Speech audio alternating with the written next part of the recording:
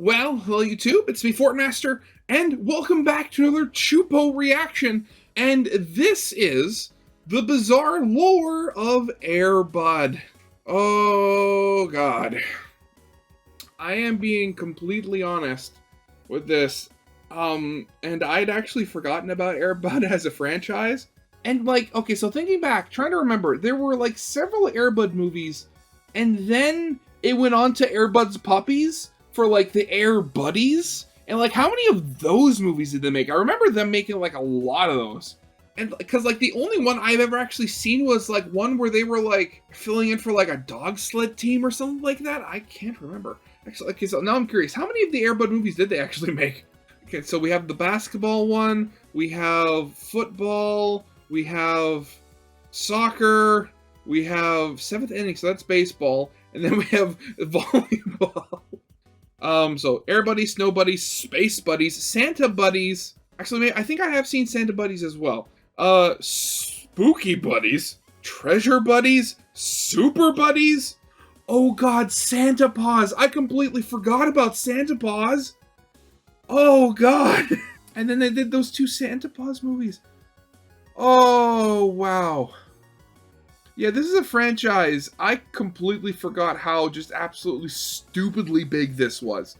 So altogether, with including the Buddies and the Santa Paws movies, there are 1, 2, 3, 5. Yeah, so over a 16-year period, they made 14 movies. That's almost a movie a year.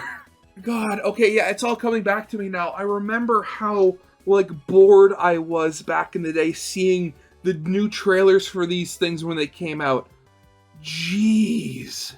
And thinking back, didn't they gain the ability to talk in the later movies? I think, wait, was it in Santa? No, I think it was in was it Santa Buddies or something where they got the ability to talk or something? Maybe because of Christmas magic? I don't know.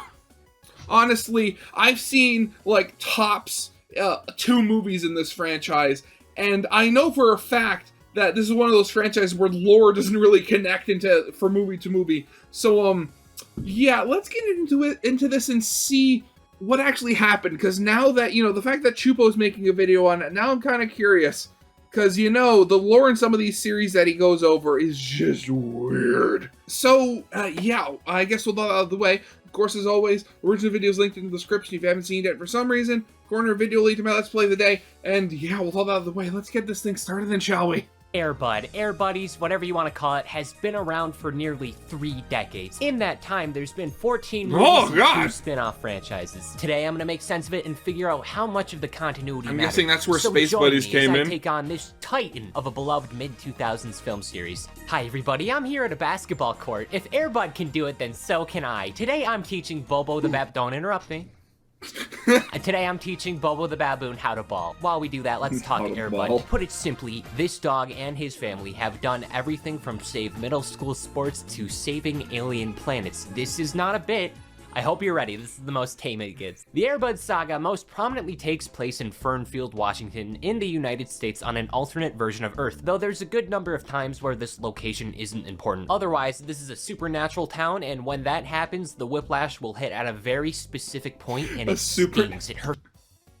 Oh my god, I only just noticed. Thinking back, I don't think I ever noticed that before, but you see little Christmas dog and he's walking. I guess he's not used to wearing shoes, so he's walking weird. Oh god. It hurts real bad, and it will obliterate your thoughts on the franchise. It's my headcanon that Fernfield lies on the border to Montana, as they reused the town hall at the end of the second Sonic movie, which also takes place in Montana. I truthfully believe this location is entirely magic and capable of summoning magic creatures. Good example of my thinking. Let's take a look at the first time point, 1937. Fernfield, Washington is having a warlock crisis. There's Warwick the Warlock, and he captured 5 puppies, and he wants to use their souls to feed the Halloween Hound and take over the world of Airbud. He starts gobbling up the puppies and eventually leaving one last one named Pip. Unfortunately for the Hound, the sun prevents him from completing the puppy soul-eating spell, so Warwick decides to hide in the Hound's mirror with him, and Pip has his body turned to stone as he's stuck in the mansion for the foreseeable future as a ghost. I mean, already, starting off the timeline at 100, just the fact that that of all the things, usually, like, what's required to end the world is a lot bigger than the souls of puppies. Jeez. This is gonna upset Pip's old owner, Joseph. It literally ruins his life. This child gives up from living from this situation and prepares to die alone. Please remember this very specific plot point. It'll be relevant in 25 minutes. Oh, you think that was not a nowhere situation? Anywhere from 1950s to the 80s in Egypt, the uncle of Airbud, Digby, not even risking the actual name, along with his owner, Thomas, were looking for the tomb of Cleopatra, and that'll only be found when two halves of a dial are. The duo were only ever able to find the first half. The dog probably died of very natural causes, but it's a kid's movie, you never know. Either way, please remember this very specific plot point. It'll be relevant in about 25 minutes. Oh, you think that's a lie? The late 80s to early 90s. On the alien planet of Inspiron, there's a guy named Drex who shows up, and he wants Inspiron's rings of power, which would basically make him a major threat to the galaxy. In a desperate measure, this alien by the name of Megasis, the fiance of Princess Jorala, reminder, this is about a dog who plays basketball, escapes with the rings to Earth.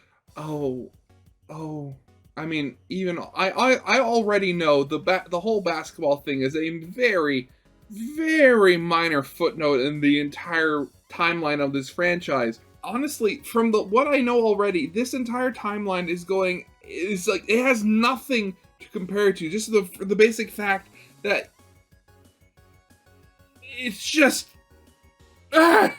Earth, so Drex won't attack Inspiron, instead looking for Megasis, who crash lands on Earth and loses all the rings. After disguising as a dog, a kid named Jack Schaefer finds Megasis and adopts him as like a talking dog, roommate, brother, alien person, and for the foreseeable future are gonna work as a team to find the rings while also making comics in a franchise about Jack and Captain K9 as superheroes in order to remain financially afloat while getting the rings. Please.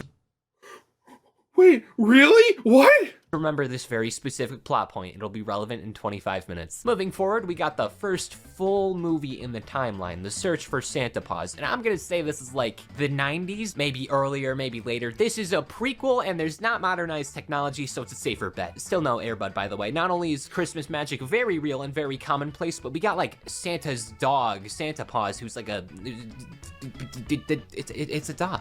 Christmas magic is quite literally the source of life on the North Pole, and as such, Christmas occurring every year is necessary in order for the seemingly magic immortal society to remain magic and immortal. To do this, they have people across the world that are representatives of the Santa Claus. Essentially, in this movie, one of the most important members, Mr. Hucklebuckle, dies of natural causes, putting New York in a worse spot for Christmas. Santa creates Santa Paws, and the duo head over there. All that goes on is Hucklebuckle's grandson regains store ownership, and there's like an evil orphanage with like an incinerator in the basement where they melt the bad children, and then Santa loses.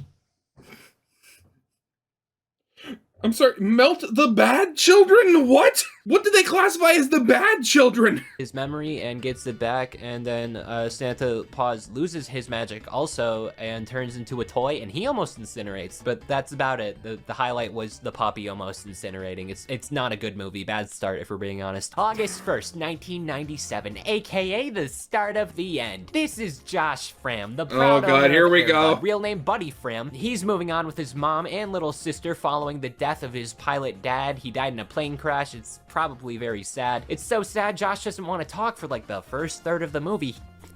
Don't know why though. So there's this local clown, Norm Snively, and you know damn well that's a bad guy name. He like sucks at being a clown, and because of Buddy being a silly little doggy, Norm gets mad, falls out of a truck.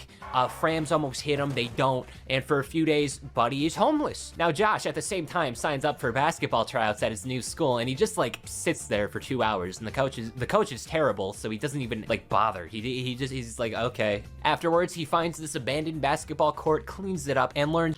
You know, I would ask, like, why are so many teachers in kids' movies like horrible? But then I remembered that a lot of cartoon movies that I've seen take place in America, and you know, teachers in America are famously paid very little. Then after that, it starts making a lot of sense again. There's 3 things when he discovers Buddy. Buddy likes pudding, Buddy will be his best pal, and Buddy can ball! Holy shit! He can shoot, he can run, he can even shoot the ball. This rejuvenates Josh's love in the sport and life. Throughout the fall months, he's gonna keep showing up to basketball practices as a water boy. It's kind of crazy that they have exclusively basketball practices for like 3 straight months in the fall season when football's right there. You're overlapping your football season. I would know because spoilers, they literally play football in the next movie. It's been 3 minutes and the airbud narrative is flawed, heartbreaking. It'll get much worse. Also, the mom goes from being really unsure about keeping Buddy to straight up adopting the dog over Christmas time. When the basketball season finally starts, Josh joins the team for real after being encouraged by the maintenance guy of the school and retired pro player of the New York Knicks, Arthur Chaney. Cool premise, not a real player in real life. I'm embarrassed to say it, I did look it up. The first game goes...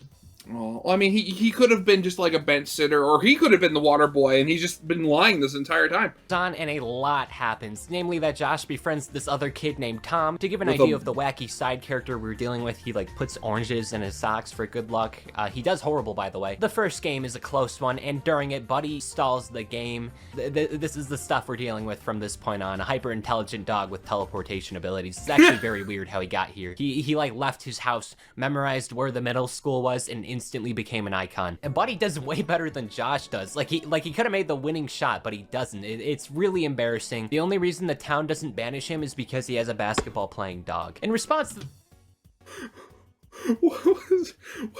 the ball just flops on his face. Why would you do that? The close loss, the coach starts physically and verbally abusing specifically Tom. So he gets found out, he gets fired, Buddy becomes the real halftime show entertainment, and Mr. Chaney becomes the replacement coach. It's very deserved, objectively healthier for all the students. Another stereotype we have between every movie. One of the parents don't agree, and the team bully Larry. There will always be a team bully. Josh will always have a bully. They only ever get 6 lines. Doesn't matter. It just happens every time. This is just a reoccurring thing. He's gone. Extra on the team. Instead of calling kids who got cut from the tryouts, they put the dog in. Hope that builds some inferiority complexes. You got rejected on a basketball team and a dog got put on before you. Now, Airbud, despite not being as... I never thought, it's like, granted, I mean, like, I've never actually watched Airbud. But I've seen, like, from watching reviews of older 90s movies through, like, from Nostalgia Critic and other, like, internet reviewers, I know, and just through, like, general pop culture, I know of the whole shtick of, it's like, oh, there's no rule saying specifically that that a dog can't play, you know, that sort of stuff. But I never even considered the possibility that, yeah, there would have been other kids that would have failed tryouts, and instead of getting one of them on the team to fill its slots, they put a dog in.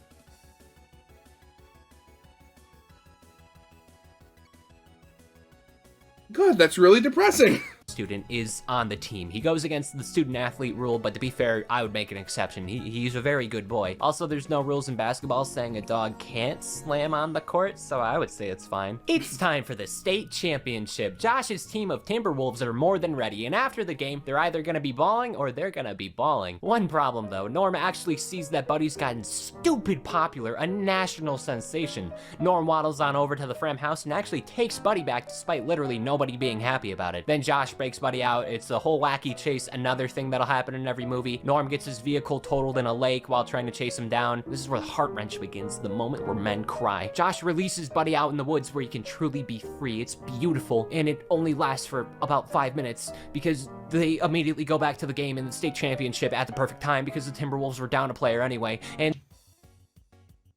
why would he think that releasing his dog into the wild would be a good... Okay, never mind. It's like early 2000s. Well, actually, this is late 90s Disney movie logic. I'm not, questioning that at all. And so, the dog starts the funniest trend of the franchise, making a bunch of kids feel bad that they lost a sporting competition to a dog. In general, this does not seem like a state final, but it's fine, because Josh makes the winning shots.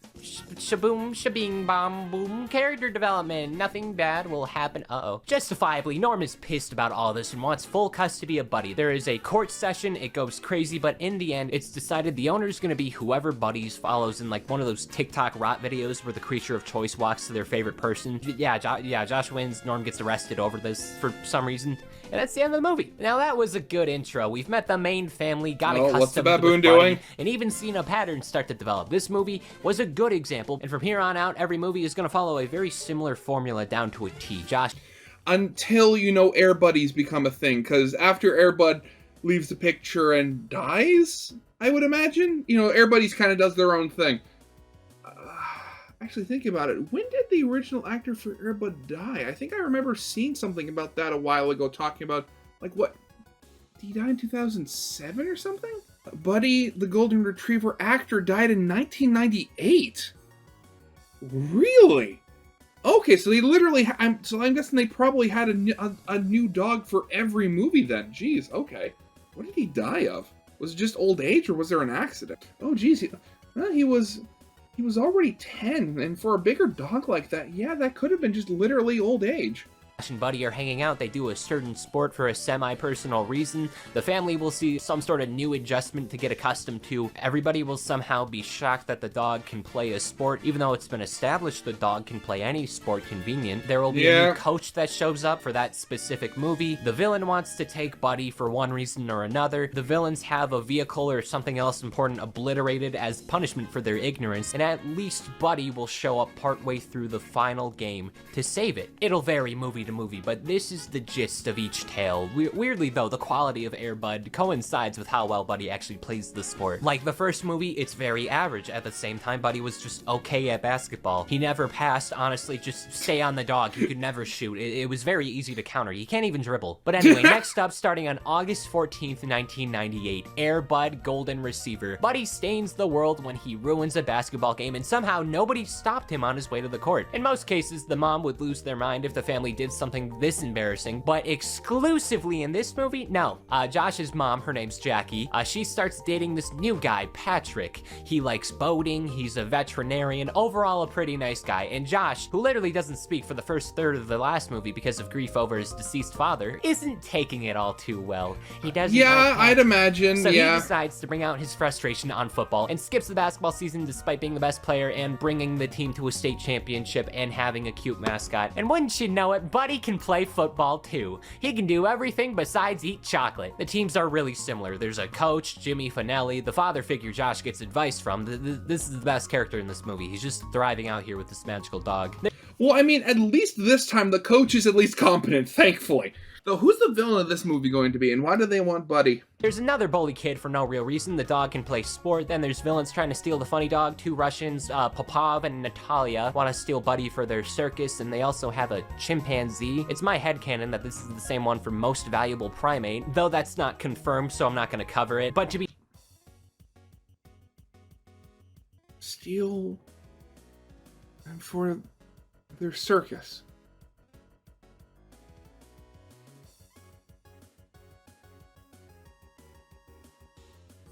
Okay.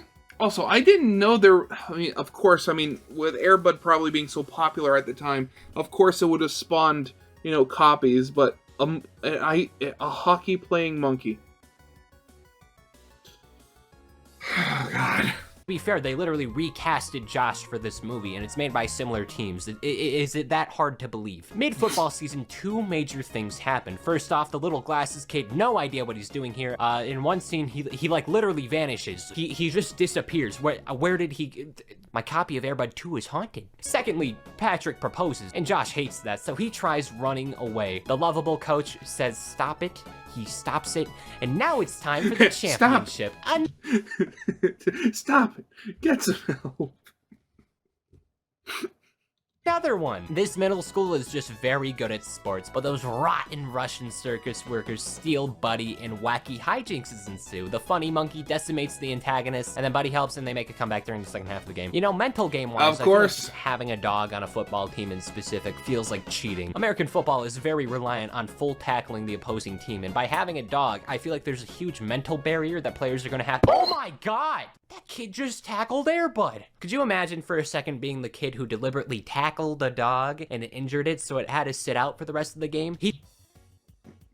Okay, now I'm thinking, with the general, granted, I know these are kids playing, this isn't like, NFL hockey or something like that. But even just with the difference in size and mass between, the dog and the kids, I'm almost thinking that maybe having the dog, even if he is good at football, might be a handicap just from the just from the lack of mass and the possibility of Bud getting hurt. I don't think letting Bud play football was a good idea. He just ruined his social life. This is genius. The NFL should have more dogs on teams. Completely irrelevant. Josh team wins. Patrick was gonna leave to make Josh feel better. Josh says no, he stays then. Then the family goes to a Seattle Seahawks game where Buddy gets into another major league stadium. He's gotta stop. The security's really bad. December 12th, 2000. Jackie and Patrick get married. That's cool, I guess. Anyway, dog's playing soccer, hell yeah. Not only does he know American football, he knows the gross European one. This is the coolest dog of all time. I don't know if Josh and Tom and Buddy are doing basketball or football, but they totally are doing... You know, actually, fun fact, now that I'm thinking about it, so he was talking about, like, oh, American football and gross European football. Fun fact, American football was actually invented in Canada. I can't remember the entire thing. I mean, you look it up yourself if you want. But originally, you know, you had regular football, you know, soccer as it's known in North America. And then, you know, you had, like, other versions of sport that were created off of that. And the original version of, like, American football was called... What was it? Was it, like, gridiron football, I think? Yeah, it was originally called gridiron football, which was created in Canada. And then, like, gridiron football took pieces from, took, like, rules and stuff from rugby and kind of, like, merged them in. And then, you know, it kind of migrated onto America where they made their version, which, again, if you look at it, there are differences between Canadian football and American football. I think, granted, I'm not a big football fan, but I think, if I remember correctly, the biggest differences are just in the shape and size of the field. I think the Canadian field is actually bigger. But I mean, yeah, it's amazing the kind of stuff you learn it's amazing the kind of stuff that's kind of obscured by history. Soccer on the offseason in spring. The coach of this one reveals that the team are doing a co-ed, in part so they aren't down players. If this is an 11v11, they only have 9 players. That seems horrible. Only one girl joins the team. It's this rich English girl named Emma. Josh gets a little crushy crush, and then Airbud does not hesitate in making Emma's dog, Molly, his girlfriend. They go off frame 1. They are a thing now. They're in a relationship. The first game goes horribly, like really, really bad. It's embarrassing to watch. Like, oh God. It goes so bad. It's literally on par with the soccer field scene from The Dark Knight. Oh God. Okay. Oh God. I mean, I swear, you gotta love clickbait. Like, Josh casually just starts talking to Emma about going on a date mid-game, and this is coming from the guy who got 2 state championships in 2 separate sports. What are you doing? No big deal, though. Emma throws a party at her mansion, and despite this seeming like such a minuscule moment in the saga, something more for fun over anything, so many future characters start popping up because of this party. First off, that little baby from the start, like the one in the Fram family, that's not a baby anymore. That's Andrea Fram. Remember this one. She's also got a best friend. Her name might be Tammy, but I genuinely do not care. Her new name is Little Sister's best friend. Andrea and Little Sister's best friend sneak into the party, literally trespassing, and on the spot they discover Airbud getting freaky.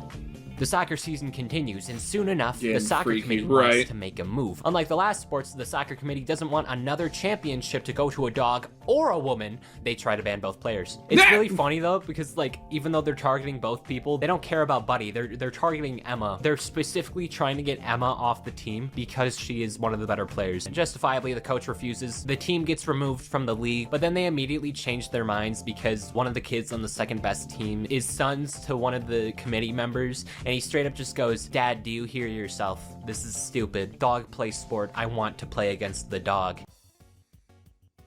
Well, okay. I didn't expect that. It's like, oh, why'd they overturn the rule? Oh, the other team wanted to face the dog. Also, I just realized, is it just me, or has it seemed that every team from this town, no matter the sport, is always called the Timberwolves? Granted, I've never been into sports, but I always assumed that, you know, different teams, even if they were from the same town, were called different things. So the Timberwolves are welcomed back, just as disciples of the devil are brought into the world. Oh God. Molly gives birth to the Air Buddies. Oh God, yeah, this is when things get weird.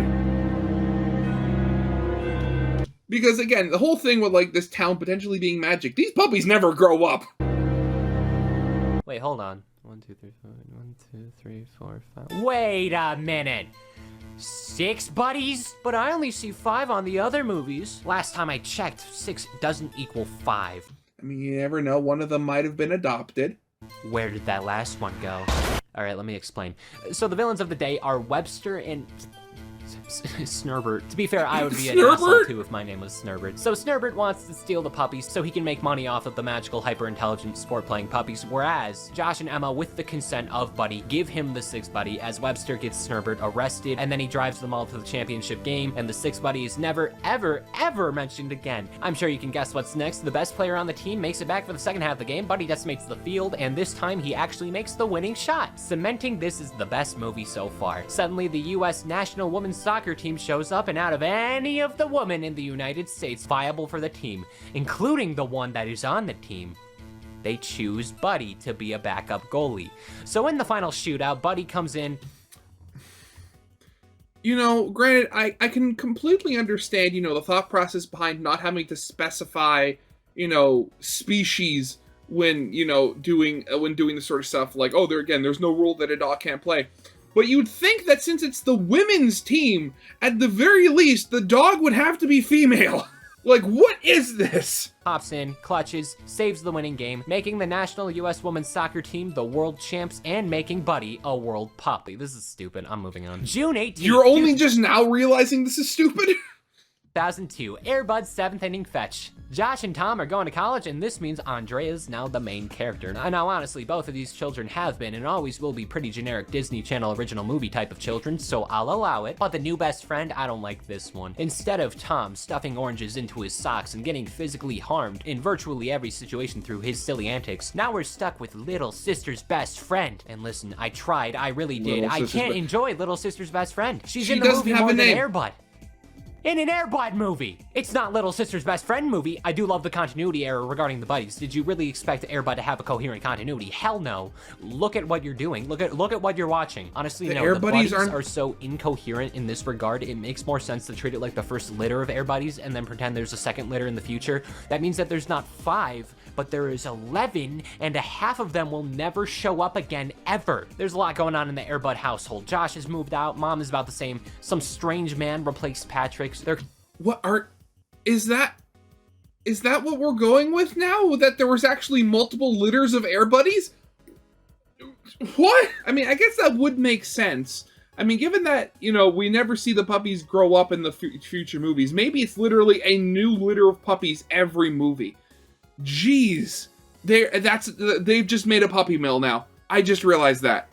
They're completely different people in personality and in looks. Where did Patrick 1 go? Also, new baby. This never comes up. Just a baby. And Andrea isn't taking this too well. She's missing Josh. She's scared of the man who replaced Patrick. The baby is taking all the attention. So to cheer herself up, Andrea and Little Sister's best friend join the baseball team. Too bad she sucks. The only reason she gets put on the roster is because Little Sister's best friend is cracked and refuses to join without Andrea's because they're friends. And they're gonna be together for the same sport no matter what. So then she gets injured and sits out the rest of the season. And now, what was that? What was that shot? Or no matter what. So then she gets injured and sits what was that? out the rest of the season. And now they're down a player. Why do they keep making teams with not enough people for backups? Are there literally just not enough kids in this town? What's going on? Hey, whoa, the doggy can play baseball. Who could have guessed? Wow! This is like the only time the dog plays in the movie, and it doesn't look good. It's like in Mario Super Sluggers when you just have a random NPC playing. It doesn't make sense. Now, behind the scenes, there's a scientist duo who's been capturing the buddies to study them, believing they have a dominant gene to make them unfathomably good at sports. This goes nowhere, and these are worse villains. I like the raccoon though. Another championship, another champ. Dog girl play, they play win. Buddy goes to the Anaheim Angels in the Major League. World champion MVP. This is the greatest athlete of all time. Okay, next thing. June. I actually thinking about it, maybe the reason why, why every one of these movies, Airbud is playing a different sport is because after Airbud plays the game, the higher-ups actually make it an official rule saying that you have to be a human being to play, and that's why you never see Airbud playing, like, basketball or football again, because all of these, all of the leading committees realize, like, oh god, wait a second, like, we cannot have this happen again. Writing in the rulebook addendum, you have to be human. 24th, 2003. All right, you had me at basketball, you had me at football, you kept me at soccer, barely. You started losing me around baseball, but volleyball?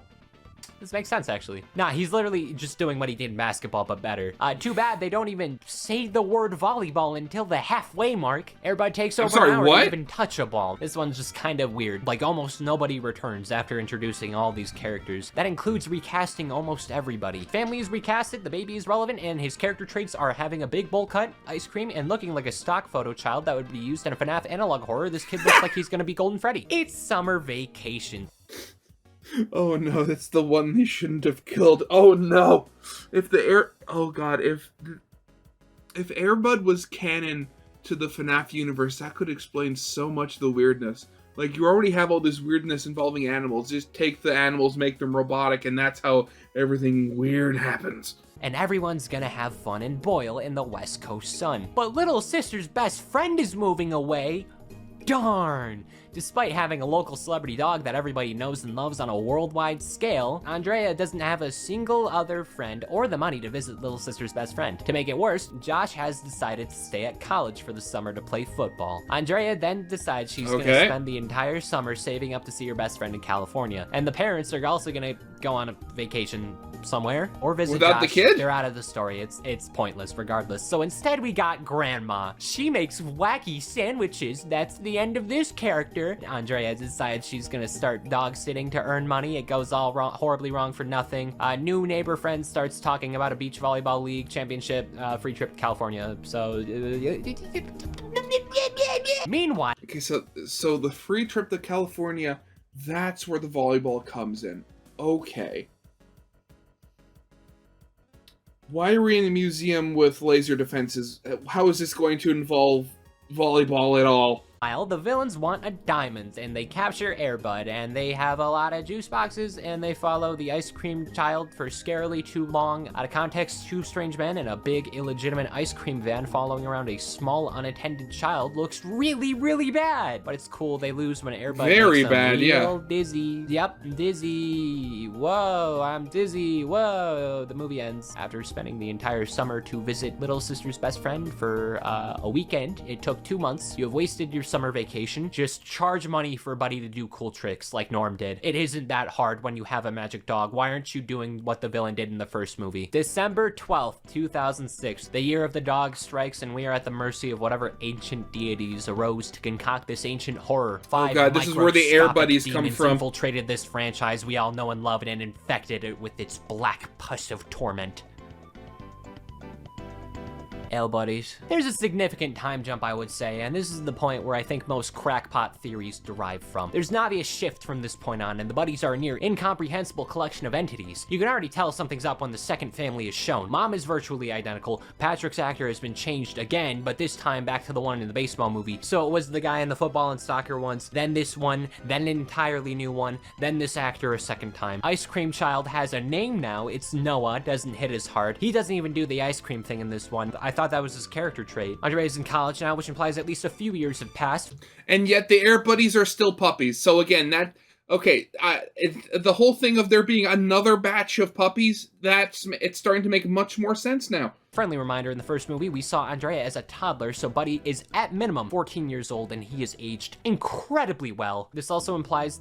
Even though, yeah, as I said before, or discovered really, the original dog actor for Buddy died a year after the original movie came out. Buds have like a slow aging dominant gene, as all the buddies will age like ordinary children, aka they don't age because this is a straight to DVD movie franchise. All right, pause again. I'm like 90% sure this entire family is different, like the family tree. Like the puppies themselves, that's obvious, but I'm confident in saying that the mom dog, Molly, it's not the same Molly from World Pup. It's a different one, and it's a different family that lives across the street, and the owner's this kid named Henry, who's best friends with Noah the ice cream boy, and they have 5 buddies who are different ages and have completely different names. One of the pups originally was named Duke, so that automatically invalidates them being the same. What this means is that the old 6 are half-siblings to the new Airbuds, and there is a non-zero chance Buddy and Molly are divorced. Each buddy is only good at one of the 5 sports Buddy Prime was capable of. The sport aspect is gonna get dropped real quick, but from oldest to quickly, youngest, yes. there's Butterball. His character traits are football and obesity. We got B-Dog. Imagine a white boy in suburbia trying to be a rapper. That's your character. And there's Butta. He's very zen, very chill. We got Mudbud. We like Mudbud. He's my favorite because he's the least annoying. And then we got the youngest, Rosebud. And she is the girl. has a bow. One day, Buddy and Noah go to a basketball game. They never explain why Buddy is still on the team. The dog or not, he should have graduated by now. The family hires a babysitter named Miss, just look up airbud nanny, not even risking the word. I know what it means. I just not even gonna make sure I have that audio file available. They eat some... Now I'm curious.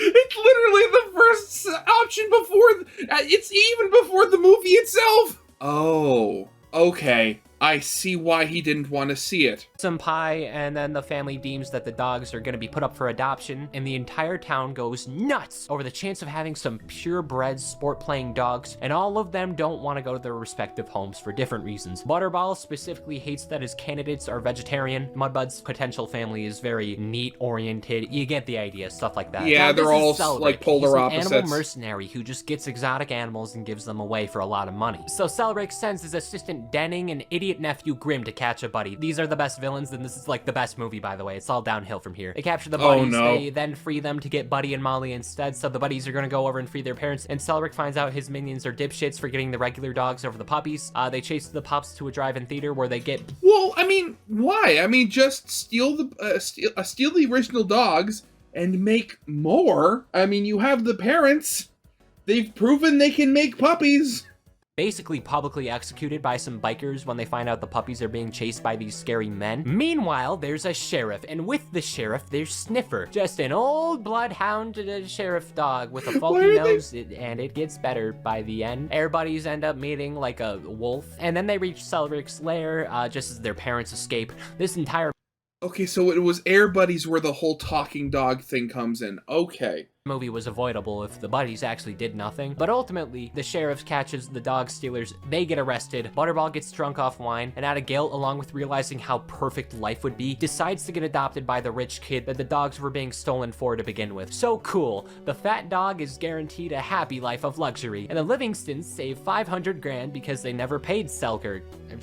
I hope I said his name right. And so the puppies will live happily ever after, physically distant but emotionally together forever.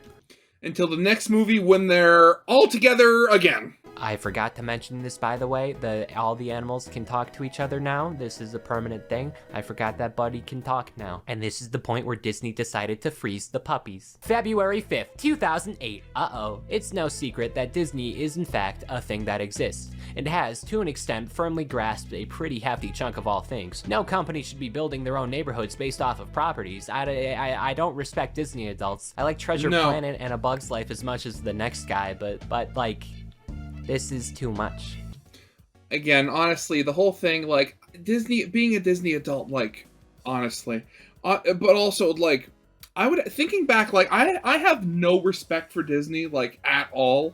And honestly, I think that the seeds for that at least were planted after I heard what Disney did to Treasure Planet, and how they basically purposefully made it fail. So, yeah, I have no love for Disney. And any time that you know, something of theirs fails and it's in the news, I feel a very strong sense of Schadenfreude. I am not ashamed to admit it. Obviously, this wasn't intentional, but Disney, to an extent, put their name on Snow Buddies as producers or publishers, whatever it is. And straight up, they were responsible for puppies freezing on accident because it was in the mountains, and the puppies were cold, and this just isn't a good PR move. It's comically unfortunate. That's like the most evil thing you can do on accident. The pups are out and about and sneak onto an ice cream van, and two things happen here. Butta eats Rocky Road chocolate ice cream. How did that get into the script? That's like the one thing dogs aren't supposed to eat. But then also, the truck locks up and the ice cream's being shipped to Fernandin, that one. Why are you sending it to Alaska? It's already cold. Then they fall out of a plane and into the cold, frosty abyss below. And you'd think there'd be better places to ship it from than, you know, Washington. Although actually thinking about it, maybe that would be... Well, then again, you're in the middle of Washington, not like from a port or an airport or something like that.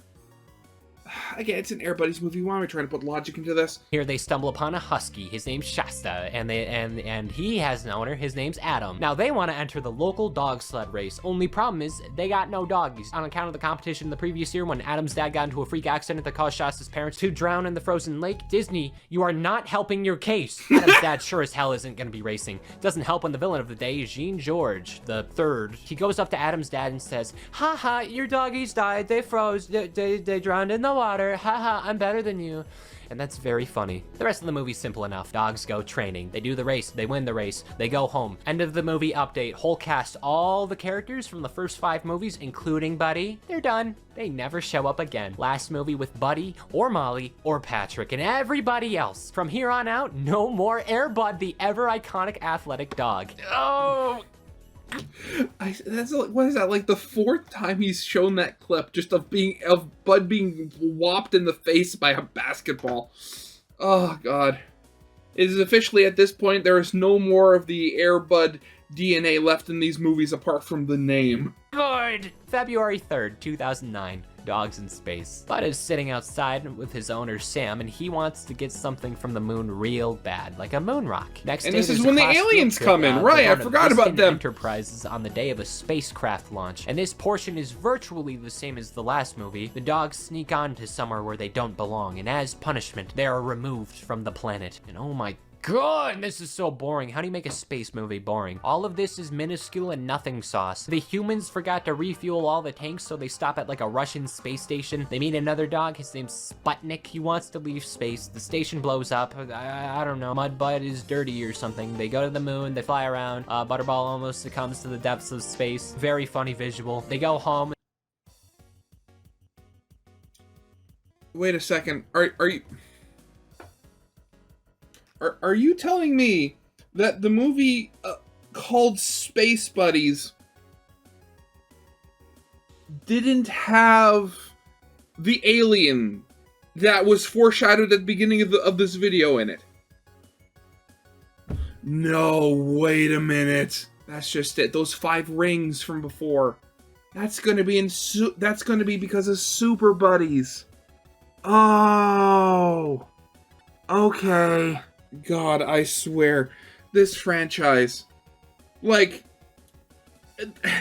with the other franchises that Choopo's covered, like, I can at least excuse the weirdness, because they were weird little short videos that were released only on YouTube and stuff like that, and they were based off of, like, mobile games. But these were, like, feature films that you could go out and buy. Granted, they were, like, straight-to-DVD movies most of the time. But, like, they were still movies that you had to pay for with money. This is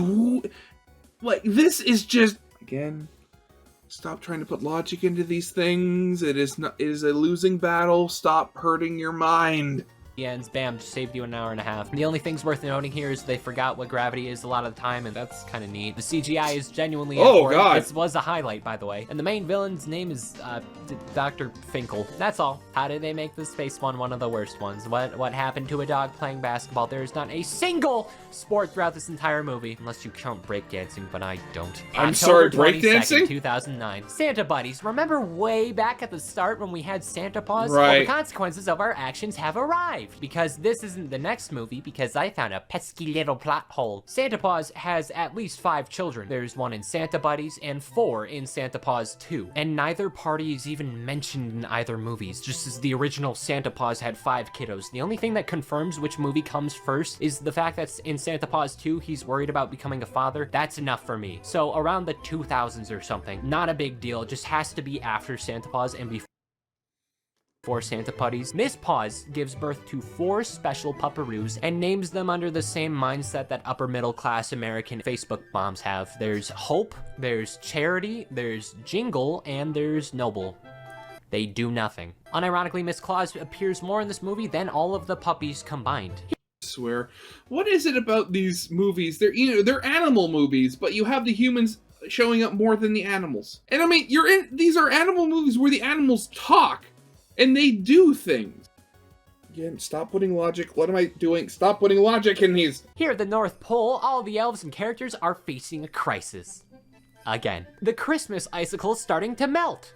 Christmas Again. icicle. This is in part because the happiest Christmas town in America, that being Pineville, Montana, very strange location, but sure. Just like in the first movie, we have another Christmas ambassador Pineville, going away, Montana. and Pineville's one is Michelle Reynolds. She died, her son is upset, her daughter is blissfully unaware and is indifferent because Christmas is that special to her. So Miss Claus makes her way down there, the puppies sneak along, do some Christmas magic chaos, they grant wishes or whatever, and you can tell I don't like this movie. Eventually they grant the wish of a kid who wants Christmas to stop being Christmas, and I guess that's enough to make everyone in the town an asshole, so the kids gotta use like their siren singing tool, reawaken the Christmas love. This is the most boring movie of the lineup. Uses his Christmas wish to stop Okay, yeah, okay, sure, yeah. Will never think about this movie again. Okay, now it's time for Santa Buddies. Here at the North Pole, again, all the elves and characters are facing a crisis. Again. The world population is starting to not believe in Christmas magic. The yearly problem, you know the drill. Magic, icicle gone, Christmas go bye-bye. Now, Santa Paws, he's still here, but for some reason, we got another dog, Puppy Paws. He breaks all this shit in the workshop, he gets yelled at, and he wishes Christmas would die. And he takes the icicle that literally just starts crackling like it's about to be the final Christmas ever. Santa Paws then freaking sneaks into Fernfield because he saw Butterball ruining Thanksgiving. He's on the naughty list, being the despicable, putrid glutton he is. And one by one, he goes to everybody's home, ruins their respective lives. The funniest one is by far B-Dog, partly because... breakdancing. Meanwhile, there's...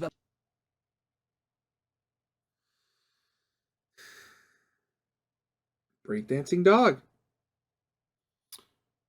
Sure, why not? a bit of a Scrooge of a dog catcher, snatching puppies and deliberately capturing sad puppies on Christmas because his mom has a dog allergy, so he never got one growing up. This is insane. God, that's the reason? Character. But it's okay. This one puppy, Eddie, and the buddies all go rescue Santa Paws, and the puppies trample the bad guy, so he's nice now, and he gives away all of the puppies for free on Christmas. That's the villain. Same old, same old. They save the day. Go to the North Pole, stop the magic icicle by asking nicely. Santa's reindeer can't fly at all for some reason, so the buddies are laced with Christmas powder. They become temporary reindeer, and all the puppies go across millions of houses throughout the night, and the obese freak is blessed with a mountain of Christmas treats. It upsets me knowing that Butterball's net worth is probably higher than mine.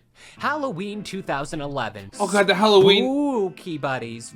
And this is where the whole wizard mirror trying to end the world using puppy souls comes from. Oh god. Roughly 6,000 words ago, I was talking about Warwick the Warlock. The buddies and their owners learn about the manor. Some ding-dong dishing children accidentally free Warwick. They get turned into rats. And the Hound is back. He's got to get 5 more puppy souls. 1, 2, 3, 4, 5.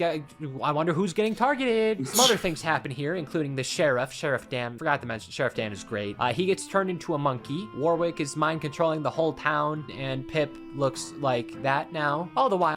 Looks like a knockoff Casper the Friendly Ghost sort of deal. Joseph helps the kids, and as sad as he still is about his puppy being turned to stone roughly 80 years ago, I mean, it's justified, but also, he ruined his life over a dog. Anyway, Warwick and the Halloween Hound are banished to hell. Hell is real, and the Air Buddies have looked into it. Not to mention, they came from it, and somehow not a single person in the town is weirded out by the fact that there was mind control, and mind control is real, and magic is real, and hell is real. Is there something in the water in Fernfield, Washington? Probably. I'd imagine there's a lot of lead going on, given that, you know, people are hallucinating dogs speaking to them now, and that they were just totally okay with, you know, a dog playing sports and winning tournaments. Like, these people in this town are not right, like, at all.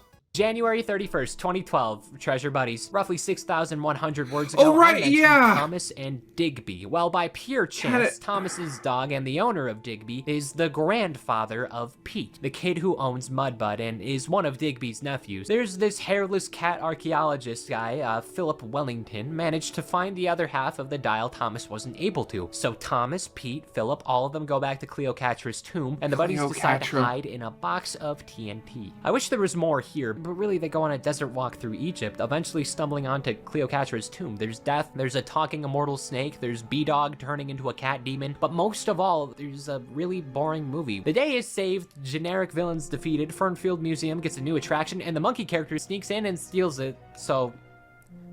yeah.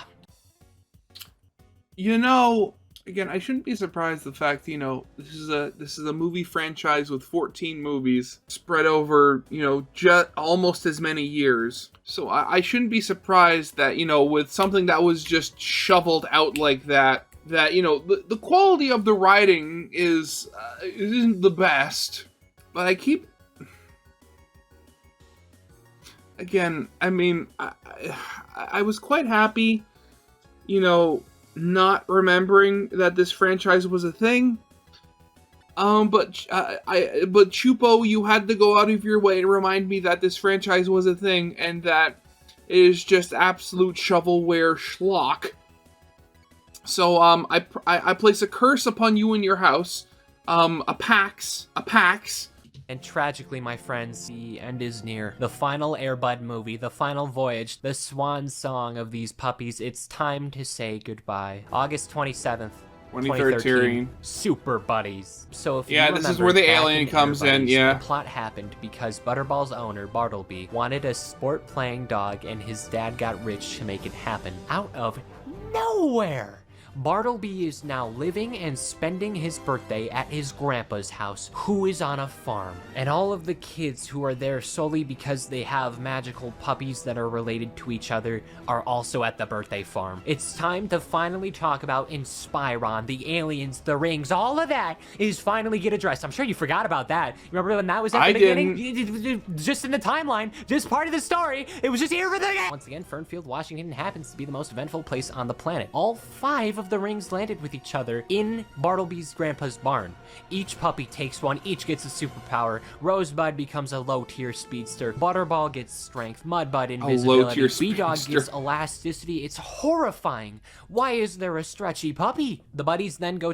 It's make your own wiener dog. That's all that is. Try to help the town where possible, using their disgusting mutations whenever available. And eventually Megacyst the alien shows up and befriends the dogs, knowing they're... Oh, of course Megacyst. He takes the form of a dog too. Of course he does! We're all gonna have to confront Drex, who's just causing property damage for the hell of it. Somehow, Sheriff Dan finds Drex stealing his body and is turned into a pig. Rather than have any sort of panic going on, he just goes, oh cool, now I can talk to Sniffer. How you doing, bud? I guess in Spooky Buddies, he never got the chance to do that as a monkey. The buddies get ready for what is essentially their Thanos. Even though I'm being dead serious, a gun would be more effective. The rings are cool and all, but Drex is not like a Frieza or something. I know damn well Bartleby's farmer grandfather has a shotgun. A fight ensues. It's very cool, very fun. At the end, Captain K9 gets taken out, and in the end, the kids decide to make the tough decision and give Drex the rings just as he summons a meteor to destroy the town, if not the world. Again, they should have shot him before it escalated instead of dressing up as Grandpa Man. But in the most...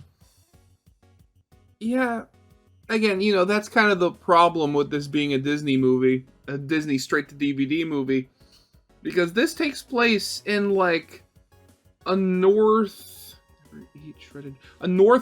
town in the United States, and one of those states that's far more rural than anything else. So you'd imagine at least, a good portion of the people here would have guns.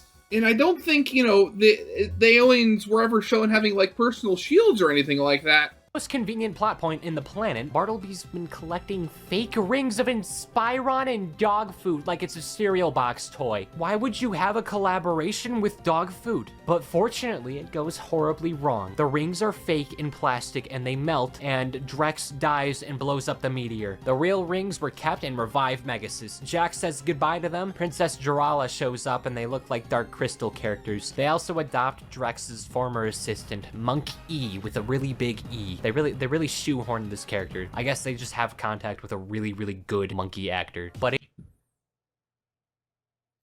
Monk E.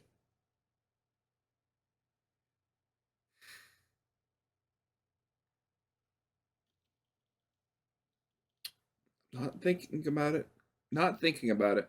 in the end, all the children would receive royalties from their dogs being used in a new successful comic series for years to come. And those puppies would never, ever, ever age ever, remaining immortal constructs at the center of any and all things supernatural that the world could concoct in some small town in Washington. And Airbud and his family were never seen or mentioned ever again. And just like we saw in 3 separate movies, Christmas would continue to be in shambles every year. In Spyro, the alien land would continue to remain an alien planet. and Fernfield, Washington forever remain the place where the most incomprehensible bullshit would arise from. The end. 2020, Dr. Eggman attacks Fernfield, Washington. Okay, we're done. I think this is the first time in one of these... Okay, never mind. Air Buddies isn't canon to FNAF, it's canon to Sonic. That's why... I mean, we already have, talking animals. Why not just make them anthropomorphic and give them superpowers? Because you already had superpowers! Videos where I can pretty confidently say that this is probably done. I know TF2 had the final comic and that story just ended, like, after I made the video, but I don't need to cover that. Like, just go read the comic. At the same time, I'm just clicking my pen and waiting for Disney Plus to announce a new one of these. By the way, there's gonna be one person who asks about this, but there's official side movies and shows made by a company under the name Airbud Entertainment. I didn't bother with these just because they shared names, so I don't think it counts. That's just the way it is. Disney just so happens to be endlessly producing talking animal shows. Me no touchy, so no Airbud Chestnut, no Pup Academy, Entertainment? none of the other ones. Someday I'll come back for you, most valuable primate. Here's a genuine, heartfelt tier list of the movies. It's important to note that the best movies either have dogs playing sports or never leave Fernfield. Any movie where they leave Fernfield or prioritize the humans are not recommended by me. It's wildly inconsistent how fun these movies are to watch as a group. Well, fellas, I hope you enjoyed and wanted to cover something that wasn't just a whole bunch of scrimblow nonsense. Try something live action and see how that performs. So I hope you enjoy. Please share if you can. Subscribe, use my GamerSubs code, and all that. This was a lot of fun. I'd be down to do a where'd movie they go? series Where'd like the this monkey once go? again, but I think that's all.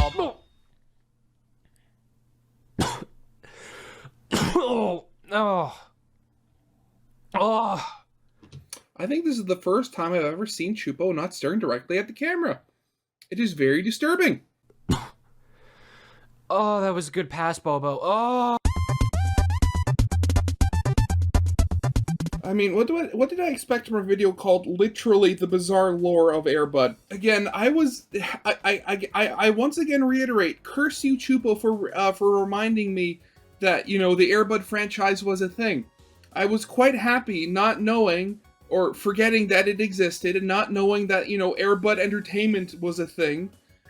Now that I know, I must learn, how long has this been a thing? We speak. God, why is this a thing? Oh God. Monkey Up? Phantom Pups? Oh God, there was a sequel. I am done. I am so done with this. Super Pups Z? Oh God. God, just more shovelware, more just random schlock. Oh God. God, yeah, so that's going to be it for now. So, yeah, of course, as always, original videos linked in the description. If you haven't seen it for some reason, corner video will lead to my Let's Play of the day. And, yeah, with all that out of the way, I hope you guys liked. If you did, leave a like, subscribe if you have not, and I'll see you guys next time. Goodbye.